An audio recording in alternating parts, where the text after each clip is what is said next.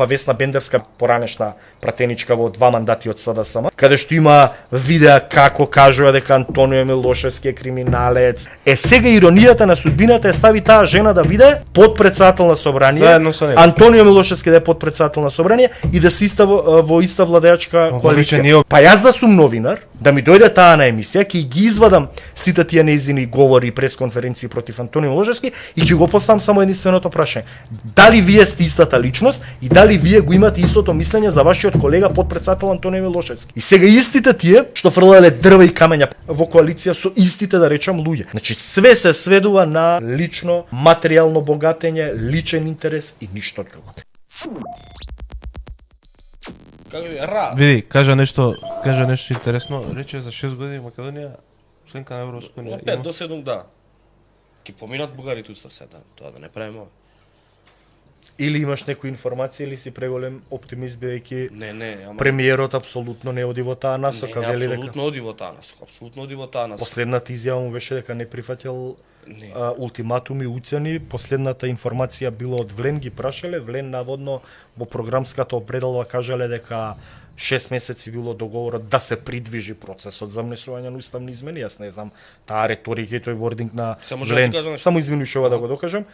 На што алудира, какво е тоа придвижување, најавата на министерот за надворешни работи дека е добро бугарите да влезат во уставот по завршување со одложено дејство и се Влен на тоа ќе се фати како кленна дудинка, дека Влен ветиле на албанците како репрезентативен, легитимен представник, дека Влен ќе биде нели тие што се заложуваат за европската иднина на Македонија, ама веднаш спроти таа изјава на Влен, ја имаше официјалната изјава на премиерот каде што вели дека ниту тој како личност индивидуа, ниту ВМРО-ДПМНЕ како политичка партија не разговара и не прифаќа разговори под ултиматум. Со тебе ли го правевме моветот дека притисоци и сакам да кажам демек во програмата ВМРО-ДПМНЕ не ветила дека ќе има уставни измени под бугарски диктат, како што тој вели. Со тебе ли го правевме моветот дека во емисија, не се сеќавам, мислам дека со тебе или со Алберт, дека во првите 6 месеци Мицковски нема да ги стави бугарите во уставот, нема да ги стави ни вторите 6 месеци бугарите во уставот. После локалните? И мислам дека они ќе направат пред локалните, ќе направат Влен, ќе го избркаат од влада за да добијат нова година дена со Дуј, нов договор, од кога ќе влезе Дуј за една година ќе ги ставиме бугарите и таа ќе добијат 3 години мандат без ставање на бугарите во уставот. Во тие 3 години планираат да направат некој економски... Веројатно со Алберт се го збореле, нема врска. Да, ќе направат некој, а веќе гледаме како почнува наративот на ВМРО-ДПМНЕ против Влен. ВМРО не го тера директно тој наратив, туку сега го пушти Максо. Сателитите на ВМРО-ДПМНЕ, Максим Димитриевски, еве, реагираше за Влен, тие биле вакви такви. Тестисите на коалицијата. Да. Бунтурот пошла по социјални мрежи да пишува против. Само тој и некој пишувачки. Бунтурот ги кажува работите што не сме ВМРО да ги каже. Да, и идејата из обединување на опозицијата беше спонзорирана и пуштена преку Бунтурот. Пишувачки на социјалните мрежи поранешни новинарки кои го бранат ВМРО-ДПМНЕ, денес или вчера има статус со фрлање на дрва и камења против Арбен Таравари. Значи тоа се упатените пораки од ВМРО-ДПМНЕ што нели после 35-40 дена не може веднаш да му се кажат на Арбен Таравари. Ќе биде многу интересно како ќе одат тие односи, бидејќи мислам дека Максим Димитриевски ќе има улогата на буквално кажување на тоа што ВМРО-ДПМНЕ јавно не сме да го каже за Влен, а Максим мисли дека на тој начин ќе си го дига патриотскиот рейтинг, како каже нели ете балансерот од 29 Максим си го кажа својот патриотски, значи го достигна да нема албански знамиња во кабинетите, еден ден немаше, после ги имаше сите. 3%. Кај немаше, он рече јас ки знам од влада ако има уште еднаш албанско знаме. Неговиот патриотски имидж, капацитети, тоа е више готово, тоа е више. Тоа сакам да кажам, албанците и понатаму мислам министрите во владата кои се од коалицијата Влен со етничка албанска припадност си ги држат уште албанските знаменца во кабинетите. Јас Максим да. Не, ама еве да мислам ова со балансерот денеска ми беше толку смешно. Се што се случува? ВМРО-ДПМНЕ вети укинување на балансерот. Изед меѓутоа вика наместо укинување на балансерот ќе се преточи во законско решение. И се излегува Горан Минчев, кумот на Бранко Црвенковски, вика ќе биде според резидентно население балансерот, не според севкупно население попишано, значи од сите граѓани кои што имаат македонско државјанство, и тоа значи дека некаде за 3-4% би се намалил бројот на албанци во некоја институција дадена.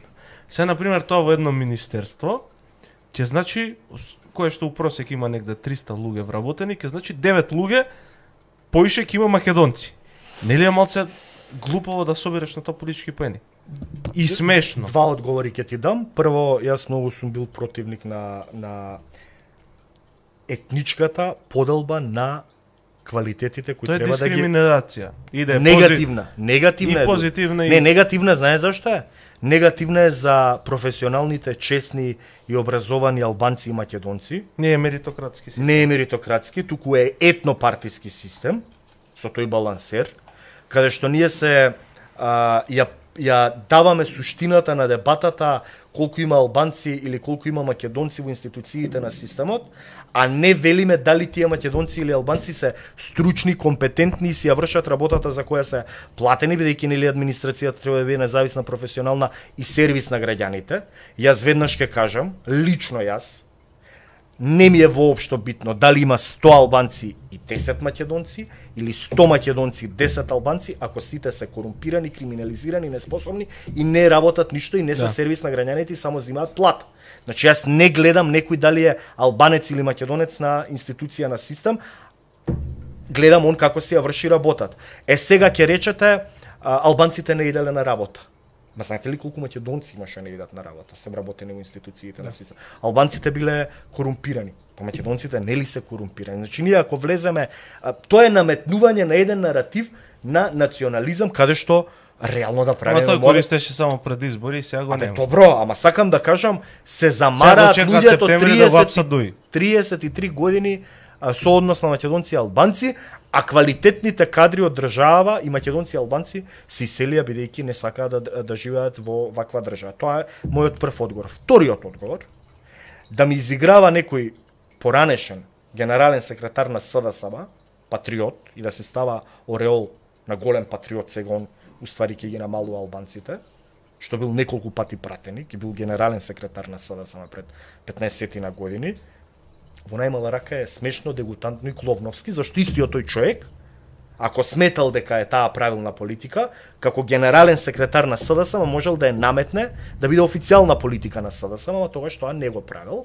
Така што тие политичари... А не да бројат 2017 албански гласови, да, 2016. Така што тие политичари, од тој што е министер за администрација, од политичката партија знам, или подпредседателката на партијата која е подпредседателка на собранието, е исто таа поранешна пратеничка во 2 мандати од СДСМ, каде што има видеа како кажува дека Антонио Милошевски е криминалец, татко му како криминализирал автошколи во Кичево, какви куќи имал Антонио Милошевски во Бардовци, како од Кичевчанец дошол во Скопје преку политика.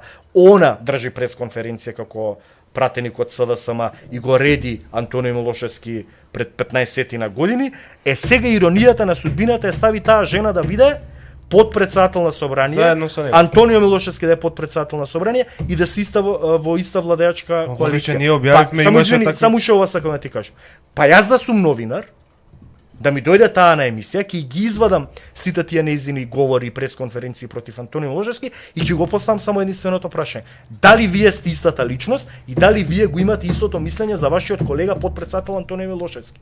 Дали сметате дека он на криминален, дали сметате дека он на криминален начин се збога? Па тоа сакам да ти кажам. Да зборам за кадри кои сега се дел од власта со ВМРО ДПМН преку таа политичка партија, кои биле истурена тупаница на СДСМ во времето на Бранко Цренковски од 2009-2013, пратеници, генерален секретар, таа беше најистурената пратеничка од Битола и Битолскиот регион. И сега истите тие што фрлале дрва и камења, па Весна Бендерска беше вадена на оној 24 декември 2012. И сега и она сега за буџетот и сега она е во коалиција со истите, да речам, луѓе. Значи све се сведува на класично, лично, материјално богатење, личен интерес и ништо друго. И не е само за нив. Ако веќе почнеме да збориме персонално и лично, па видете кој е заменик министер за надворешни работи. Кој? Од партијата на Павле Трајанов, генералниот секретар, поранешен новинар. Кој бе Жоро па и ти? Не, знам, ама. Па тој За до завчера завчера, моравме да ама кажеме. не, тој до завчера беше заменик министер за локална самоуправа во влада на Дуи и СДСМ и Ковачевски заедно. И сега истиот човек треба да биде заменик министер за надворешни работи во владата на ВМРО ДПМН на Евлен и знам кој е антипод на владата на Дуи и СДСМ, каде што граѓаните нели на 8 мај си го кажа својот избор и ги пратија во историјата. И убаво Јована Мојсовска, пратеничката од левица на собраниските дискусии околу именувањето на замениците министри кажа, бе вика вие го испративте Дуи во опозиција, ама 30 години можете ни ВМРО ни СДСМ да го испратите Павле Трајанов во опозиција. И кадрите на Павле Трајанов ви се во власта 30 години. И сега ние збориме за реформска влада. Видете кој е министер, пошто претходно беше секретаријат за европски прашања, нели ова што ги става вице-премиер за европски прашања, беше секретаријат за европски прашања, сега е министерство. Кој е министер нов за евроинтеграција? Нов министер за евро, овој што Орхан Муртезани. Орхан Муртезани што сакаше да ја менја химната. Што бараше да се менја химната. Орхан Муртезани од алтернатива беше директор на МЕПСО во влада на Дуи и СДСМ. Дуи и СДСМ беа злото. Он кога неговата партија беше дел од СДСМ и Дуи беше директор на МЕПСО. Истиот тој Орхан Муртезани треба да ги води евроинтеграциите и Александра што вели до 2030 да влеземе членка на НАТО со Орхан Муртезани кој на првата средба со евроамбасадорот Дейвид Гир му отиде во Мокасини до Теран и даде изјава јас имав средба со евроамбасадорот Ричард Гир. И тој човек е кадар на оваа реформска влада која треба да не внесе во Европската унија. Значи јас не велам дека не треба да има кадри од сите коалицијски партнери. Ама вие да ги преповторувате имиња како Весна Бендерска, како Горан Минчев или Орхан Муртезани, реформатори и да ги представувате како новото лице на новата влада во најмала рака дегутантно. Втора работа, јас сум запрепастен од имињата и персоналните кандидати на ВМРО ДПМН како политичка партија за заменици министри. Значи, таа е се фала дека е нели најголема и најбројна политичка партија. Па добро, Ане Лашковска треба ли да биде заменик министер за екологија, до завчера била пратеничка? Дали нема друг некој во ВМРО ДПМН во комисиите за животна средина, образован човек, па најди ако треба и од приватен сектор, да му даде шанса да се покаже. Вака се сведува на ротирање на функции за задоволување на личен и материјален интерес. Затоа го спомнав Преска Жерновски. Што направил Жерновски? Пратеник, градоначалник на центар, заменик министер за надворешни беше и сега тој човек е експерт да биде амбасадор во Романија. Човек за све. Па добро, ама го гледаме тој во примерите и со СДСМ, и со Дуи, и со ВМРО ДПМН, и со све. Значи, Марија Ристевски еве 3 мандати бил градоначалник на Прилеп, сега е заменик министер за економија. Да бидам искрен и за Маријан Ристевски и за Коце Трајанов, реално беа најуспешните можеби градоначалници на ВМРО ДПМН кои што заслужија да добијат уште една шанса да се покажат со работа. За Ане Лашковска и тоа што го знам и од членството, нема некоја големо задоволство за позиција. Не, ја не зборам конкретно за тие лица како Ане Лашковска, како не знам Марија Ристевски, Коце Трајановски, Жерновски, не. Јас само извини, немам ја ништо лично. Затоа што ние треба да збориме за мина труд. Треба да збориме за луѓе кои што им било дадено шанса, имале позиција и што направиле со таа позиција. Поентата ми беше друга. Ја не го зборам нивниот према тие лица како за лично персонално решение. Туку зборам дека ние ротираме лица од локална самоуправа во извршна власт, како министри или заменици, во законодавна власт што биле пратеници, во амбасадорски места. Значи, затоа ти го кажав Андре Жерновски, бил пратеник во законодавна, бил градоначалник во локална, бил заменик министер во извршни, на крај амбасадор. Па сите уставен судија да го избере. Добро, ма за Андре Жерновски, Ане Лашковска, го спомна Муртезани, ја спомна Бендеска. Не, сакам да кажам, го спомна Горан Минчев. Јас за тие луѓе не знам, не да го спомна Павле Транов, го спомна Жоро. Значи ја не знам, знаеш, не Поентата можам, ми е, знаеш, ја можам да кој е прифатам да зашто се повторуваат ти да кадри. одиш, зашто, ама да се повторуваат, Ама ако ради ништо квалитет. друго, во квалитет, ама во истата власт. За мене, како можеш ти да бидеш, еве сега ќе го спомнам министерот за надворешни работи.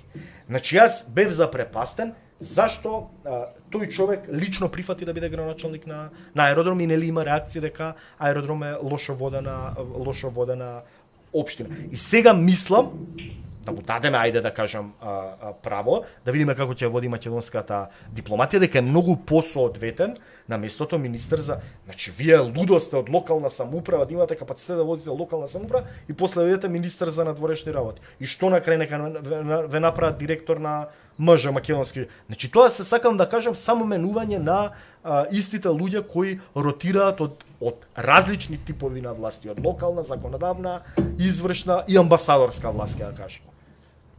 Не можете вие да бидете капацитетен. Доблесно е да имаат нашите политичари доблесно е да речат јас за оваа функција не сум дури и првиот човек, односно председателот на нивната партија и премиер и мандатар да им ја понуди да речат председателе. Ама знаеш дека така не функционираат работите во политичките партии. Кај нас. Значи некој човек ако има срам, тамо е слепа послушност, тамо е. Ама добро сега на пример слепа послушност е. Знаеш зашто? Затоа што знае, еве, Тимчо Муцунски, не ќе да го бранам, ама Тимчо Муцунски да одбиеше функцијата градоначалник, немаше сега да биде ни министер за надворешни. Па тоа е трагедијата. Ама тоа е начинот на кој што функционираат македонските политички партии и тоа треба да го кажеме на македонската јавност. Ама затоа јас тоа го кажам и затоа сме дојдени до ова дереџа.